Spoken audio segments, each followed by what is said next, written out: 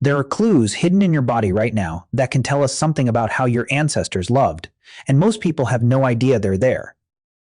The difference in size between men and women, the way human ovulation is hidden, when in other apes it is on open display.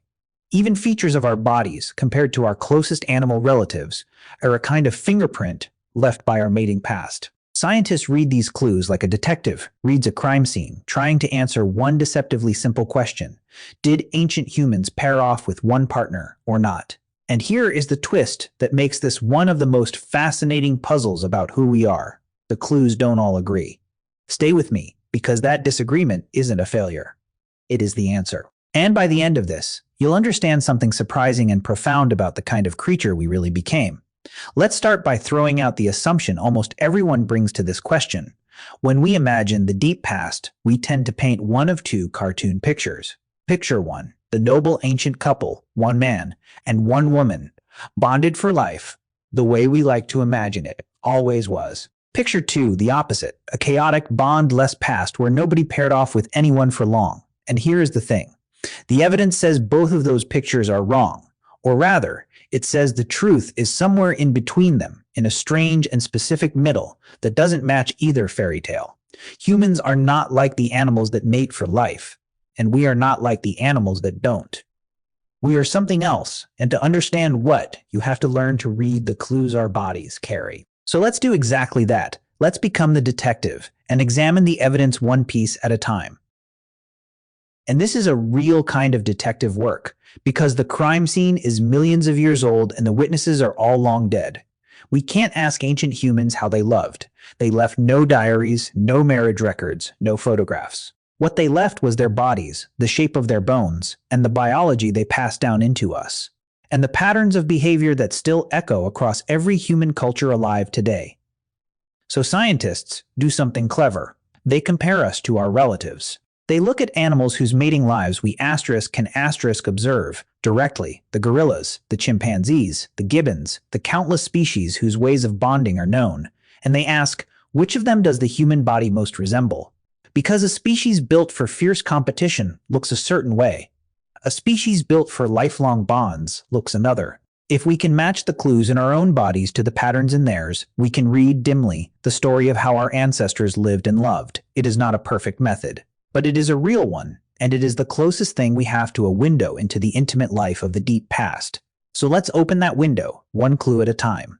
And our first clue is about size. Look at the animal kingdom, and you'll find a strange, reliable pattern. In species where males compete fiercely against each other for mates, where one male might control many females, the males tend to be dramatically bigger than the females. Think of a gorilla. A male gorilla can be nearly twice the size of a female, a huge, muscular giant. Because for gorillas, size wins the competition for mates. That size gap between the sexes is called sexual dimorphism, and across the animal world, a big gap tends to point toward intense male competition and multiple mates. A small gap tends to point the other way, toward a more equal, more pair-bonded arrangement with less brutal competition between males. So where do humans fall? Somewhere in the middle, but much closer to the small gap end. Human men are, on average, somewhat larger than human women, but nothing like the dramatic difference you see in gorillas. The gap is modest. To feel how modest, put the two side by side. A dominant male gorilla is a mountain of muscle. He may weigh nearly twice what a female weighs, and everything about his body is built for one purpose: to be big enough to fight off other males and control a group of females. His size asterisk is asterisk his mating strategy. Now picture a human man and a human woman. Yes, there is a difference, on average, but you could never mistake it for the gorillas. A human man is not twice the size of a human woman. He is modestly larger, and plenty of individual women are larger than plenty of individual men. In the language of the animal kingdom, that small gap is a quiet signal. It says that among our ancestors, being the single biggest, most dominant male was not the whole game. That raw size and brute force were not the only path to fathering the next generation. And that points, gently, toward a world where males and females were forming bonds, rather than one where a few giant males monopolized everyone. And here is what makes this clue so interesting. Many scientists believe that gap was even larger in our distant ancestors, and that it shrank over the course of our evolution. A shrinking size gap between the sexes over millions of years is exactly what you'd expect to see if our ancestors were moving away from a world of fierce male competition and toward something more pair-bonded, toward males and females forming lasting bonds rather than a few big males monopolizing everyone. So clue number 1, the size clue, seems to point clearly in one direction, toward a more monogamous, more bonded human past. Case closed, right? Not even close. Because our second clue points in almost the opposite direction.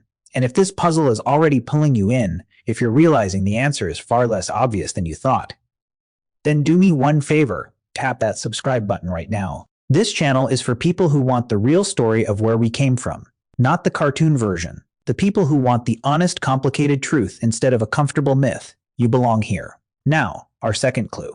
And to talk about it, we have to talk tastefully and scientifically about biology, specifically about a certain difference in male anatomy across the primate world. Here is the principle, and it is pure biology. In species where females tend to have only one mate at a time, there is little competition happening at the reproductive level, and males of those species tend to be built modestly in this respect. But in species where females may mate with several males, the males evolve to compete in a different, hidden way. And one sign of that is that they tend to be built on a larger scale in this specific area, relative to their body size. Chimpanzees, whose social lives involve a great deal of mating with multiple partners, sit at the high end of this scale. Species with more exclusive bonds sit much lower. So, once again, where do humans fall? And the answer is frustrating. In the best possible way, we fall in the middle. On this particular measure, humans are well below chimpanzees, which suggests our ancestors were not living in a free-for-all of constant multiple mating. But we're also not at the very bottom, not as low as the most strictly exclusive species. Our biology, on this clue, is consistent with a past that had pair bonds, but bonds that weren't perfectly rigidly exclusive. A past where a primary partnership was the norm, but not an unbreakable rule. So notice what is happening. Clue 1. Body size whispered monogamy. Clue 2. This one says not so fast, not entirely. The detective's evidence is already contradicting itself. And here is the thing you have to understand about that contradiction. It is not a mistake, and it is not a sign that the science is broken. It is the actual shape of the answer. When two reliable clues point in different directions, the honest conclusion isn't to pick the one you like and ignore the other. The honest conclusion is that the truth lives between them. A detective who finds evidence of both a careful plan and a moment of chaos doesn't throw out half the evidence. They conclude the real story had both. And that is exactly where this is heading. Our ancestors were not one clean thing. The size clue and the biology clue disagree, because our ancestors were genuinely, permanently caught between two worlds, bonded, but not rigidly committed, but not without exception. The contradiction isn't noise getting in the way of the answer. The contradiction is the answer. Hold on to that because the next clue makes it even clearer. Which brings us to our third clue, and it is the strangest of all, because it is about something humans hide. In many primates, when a female is fertile, everybody knows. Her body advertises it, openly and unmistakably, with visible signals that broadcast the fertile window to every male around. It is public information, but human females are different. Human fertility is hidden, concealed, even from the woman herself much of the time, and certainly from the people around her. There is no billboard, no open signal, and this is genuinely unusual in the animal world. In many of our closest relatives, fertility is the opposite of hidden. It is the most public thing about an animal broadcast unmistakably, so that every potential mate knows exactly when the moment is. It drives the whole rhythm of their social lives. Humans threw that rhythm away. We carry no visible signal, no announced window. A human can fall in love, share a life, and build a family without either partner ever being able to point to a single fertile day. Think about how strange that is, and how deliberate it must be. Because hiding something that every relative displays is not an accident of evolution. It is a change that had to be actively favored again and again over a very long time because it did something useful. Why would evolution take something our relatives shout and teach us instead to whisper it even to ourselves? And here's where it gets fascinating, because scientists genuinely argue about this, and the competing answers point in opposite directions. One leading idea is that hidden fertility evolved to strengthen pair bonds. The reasoning goes like this. If a male can't tell exactly when his partner is fertile, then to have any confidence in fathering her children, he has to stick around all the time, not just for a few days. Hidden fertility, in this view, is nature's way of gluing a male to a single partner, encouraging him to stay, to bond, to help raise the children. That is an argument for a monogamous, pair-bonded past. But there is a competing idea that says almost the reverse, that hidden fertility gave females more freedom and control, making it harder for any single male to monopolize or guard them, and loosening the grip of male competition. Same clue, two brilliant, opposite interpretations. One saying hidden fertility built monogamy, the other saying it loosened it. And scientists have not fully settled which is right. It is possible both effects were at work, pulling in different directions at once. Once again, the evidence refuses to give us a clean answer, and by now, you should be seeing the real shape of this mystery. Every time we find a clue and think it will finally settle the question, it splits in our hands and points both ways at once. That is not the science failing. That is the science telling us honestly what our ancestors actually were. So let's step back from the contradictions for a moment, because there is one clue that cuts through more clearly than the others, and it isn't about the parents at all. It is about the baby. Here is the single most important fact in this entire puzzle. The human child is helpless for an extraordinarily long time. We've talked about this on the channel before. A human baby is born more fragile and stays dependent far longer than the young of almost any other animal. A human child needs years and years of feeding, protecting, teaching, and care before it can survive on its own. And that long, costly childhood changes everything about this question, because raising a creature that helpless for that long is an enormous amount of work, often too much for one person alone in the ancient world. A mother, on her own, trying to feed and protect a child through years of dependency while also feeding herself, faced a brutal challenge, but a mother with a committed partner, someone helping to provide food, protection, and care, gave that child a dramatically better chance of surviving. Picture the reality of it. A mother in the ancient world, alone, with an infant that cannot walk, cannot feed itself, cannot flee from danger, and will not be able to for years. She has to find enough food for two. She has to carry that child everywhere, because to set it down and leave, it is to lose it. She has to stay alert to predators, while her hands and attention are full. And she has to do all of this not for a season, but for years on end, and often with more than one dependent child at once, an older one still needing her while a new one arrives. The math of that is almost impossible for one person. Now add a committed partner to the picture, someone bringing food when she cannot hunt or gather, someone standing guard, someone carrying a second child, sharing the endless labor of keeping a fragile life alive. Suddenly, the impossible becomes merely very hard, and very hard is survivable. The child of the bonded pair eats more reliably, is protected more completely, is taught more, and simply lives more often than the child left to one exhausted parent. Multiply that survival edge across thousands of generations, and you can see how powerful a force it was. And this is the strongest argument of all for why pair bonds became part of who we are. It may not have been romance, at least not at first. It may have been arithmetic, the cold arithmetic of survival in a world where children took so long to raise and needed so much. The parents who bonded together and cooperated to raise them were the parents whose children lived, and those children carried forward whatever it was in their parents that made them bond in the first place. Over countless generations, that pressure, the sheer difficulty of raising a helpless human child, may have quietly built the capacity for lasting love and partnership into our species. Not because it was romantic, but because it worked. The bond was, in a very real sense, a survival machine for keeping fragile children alive. But, and this is crucial, that argument explains why humans bond. It does not prove that those bonds were exclusive or that they lasted a lifetime. A pair bond, strong enough to raise a child through its most dependent years, is not the same thing as one partner forever. And here is where we have to leave the body behind and look at something else, the actual variety of human life across the world. Because when we look at human societies, all of them across the entire planet and throughout recorded history, we do not find one single pattern. We find a startling range in most human cultures that we know of. Having multiple partners has been socially permitted for some people, especially powerful men at some times. And yet, at the very same time, within almost every one of those societies, the most common actual arrangement for most people was a bond between two partners. Multiple partnerships have been widely allowed across cultures, and pairing off with one primary partner has been, for most individuals in most places, the most common way people actually lived. Humans, it turns out, are flexible. We are not locked by our biology into a single rigid system, the way many animals are. We bond, deeply and often, but the exact shape of that bonding has bent and varied across every culture and every age. And that flexibility itself is a clue, maybe the biggest one of all. Think about what it means. A swan does not get to choose whether to pair for life. It simply does, driven by instinct. A chimpanzee does not decide to live differently. Its way is written in.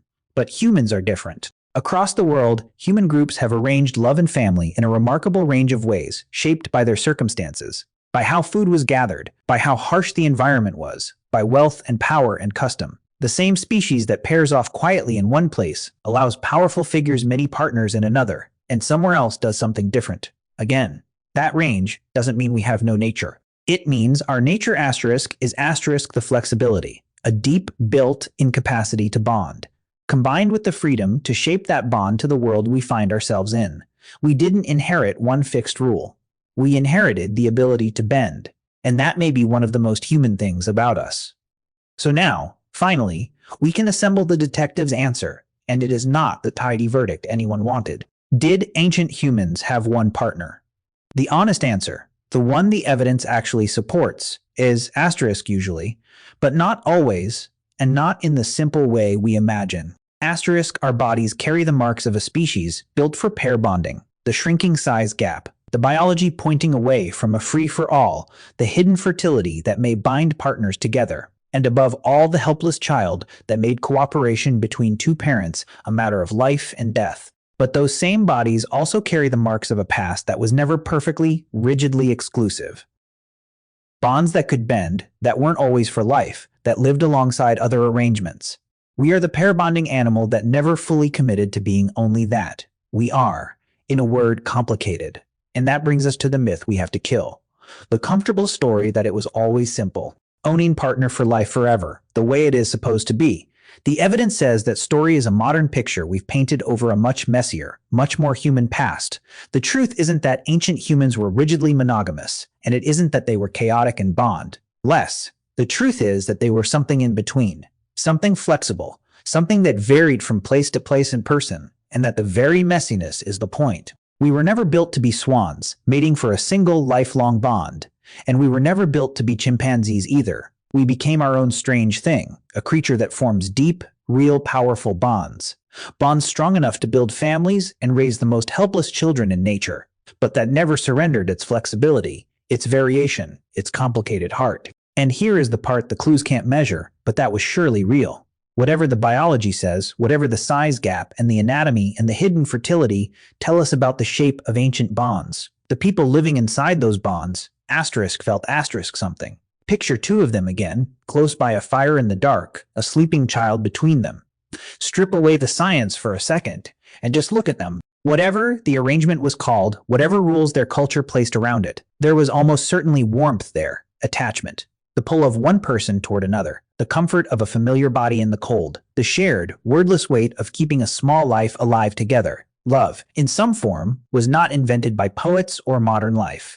Something like it was there in the deep past, doing its ancient work, holding people together. The debate among scientists is about the asterisk structure asterisk of ancient bonds. How many, how long, how exclusive. It was never really a debate about whether ancient humans felt for each other. They almost certainly did. And that feeling, in whatever shape it took, is part of our inheritance too. And here is what I find genuinely beautiful about that answer. Because notice what the strongest clue actually pointed to. The deepest reason our ancestors bonded at all may have been the child, the fragile, helpless, utterly dependent human child who needed more love and care and cooperation than one person could give alone. Whatever form it took. However, it varied. The human bond was forged in the work of keeping the next generation alive. Every one of your ancestors was the product of a bond that held together, at least long enough, at least well enough, to raise a child through the long, dangerous years of human childhood. All the way down the chain, across hundreds of thousands of years, to you. You exist because, again and again, two people came together and stayed together long enough to give a helpless child a chance. That is not a fairy tale. It is something better because it is true, and because it belongs to every single person watching this right now. But this question opens onto an even deeper one, because if the helpless human child is the key to how we loved, then it raises a mystery about the child itself. Why is the human baby so helpless in the first place? Why are we born so fragile, so unfinished, so utterly unable to survive on our own, when a newborn deer can stand and run within an hour? The answer is one of the strangest and most important trade-offs in the entire human story. And that is what we open next.